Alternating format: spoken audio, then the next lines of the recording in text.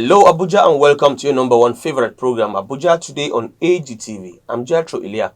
Tonight on the program we'll take a look at the celebration going on because this is the heart of the nation, Abuja FCT. There is this celebration over the appointment of Honorable Zephaniah Jisalo as a minister designate. Yes, this celebration is being on for I think 2 days now. And we've covered this celebration, and there is serious happiness among the people of the FCT, the natives, the indigenes, as they call themselves. Yes, it is clear that FCT has not had a representation in the Federal Executive Council meeting since 1999. That is the inception of this democracy. To talk about this, we have Honorable Moses Magaji in the studio to enlighten our people more on the need for this ministerial appointment. Good evening.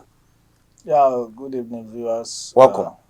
Yes, talking about this ministerial appointment, as a stakeholder, what does this mean to the people of the FCT? Well, as a stakeholder in FCT, the ministerial appointment to the indigenes or to the original inhabitants of FCT, it has really shown to the people of FCT that yes, indeed, we are well appreciated, we are well recognized. Okay. We now feel belonging in the system in the government system. This has now shown the people that all these years that we've been crying, a Messiah have come. That is President Bola Ahmed Tinubu. That's President. So the people see Bola Ahmed Tinubu as a Messiah. Now. They are Messiah. They are Messiah. This is what they have been longing for a while, since 1999. Nothing to show off with in FCT that we are represented at the Federal Executive Council. But Bola Ahmed Tinubu have seen it necessary, and he have this love that he has for people, that he shook the FCT and said, it is your time now to smile. That is why he has deemed it fit to appreciate the people of FCT, that it is true, your land, we appreciate you. Okay, talking about this ministerial appointment, what does this mean to the stakeholders? Because we've observed that we have a lot of stakeholders in the FCT, especially in the APC folk. Okay. What does this mean to the APC stakeholders in FCT? Actually, I want to say congratulations to the FCT stakeholders, APC, because long before now, the stakeholders have been finding it so difficult to market that APC to that apex. Now that we have a falling back mechanism, okay, it has now someone to look up to as a leader. And once you are given a leader, you are a driver. The APC now is going to have a massive acceptance in FCT, because the stakeholder can now stood on their foot and said, now we need to sell, or we need to talk about Bola Ahmed Tinubu, because he has looked into FCT cry and he has given us this. And we don't have choice than to accept the product, because he has really showed a quality leader. Okay. Now, talking about disappointment, talking about Honorable Jisalo, he's been a former chairman, two-time former chairman, AMAC, and the two-time members of Reps representing AMAC and Buhari. Let's talk about this man. How would you describe Jisalo? Well, to my little understanding, or for the while that I've known him, he is a dogged man. I remember time that he emanated from PDP to APC, a lot of accusations, he's a betrayer, he's this and that. But the fact remains, a man who has vision, who sees the future. So he left a PDP because he had a vision? He had a vision. And this vision have shown him that one day the cry of FCT will be wiped out. And who needs to do this? He became a sacrifice lamb. People talk about him, they accuse him, he's a betrayer, but he never listened. He didn't way back. He is a grassroots. A betrayer in what sense? They felt, the people of Indigene have this spirit of one-party system, which was PDP. It has eaten deep down our blood then. So if you are going to another party, you become a betrayer to our people. They see you as a betrayer. They see you as a betrayer. But he never gave his ear to that. He went to APC. He went straight forward. He's a head bent. Yes, today he needs to be celebrated even, because he's a dogged man that sees the future that no one sees them.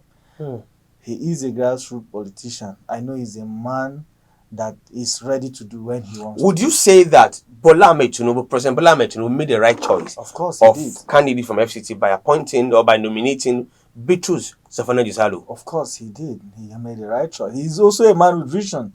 If you trace Bola Ahmed Tinubu's record, you can see things that he has done in the past, and every man with vision must trace where a vision lies. So because he has that vision, so like attracting like, yes, and he have seen Zephaniah Jisalo as a man with same likeness, with the same vision with him. That is why he entrusted his mandate on him in FCT. Okay, let's move ahead. Talking about the development of the area councils in FCT. Talking about, of course, there are other agitations.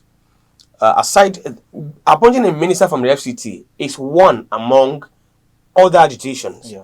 There is agitation of second tier of government, more senatorial offices, more House of Reps, more area councils.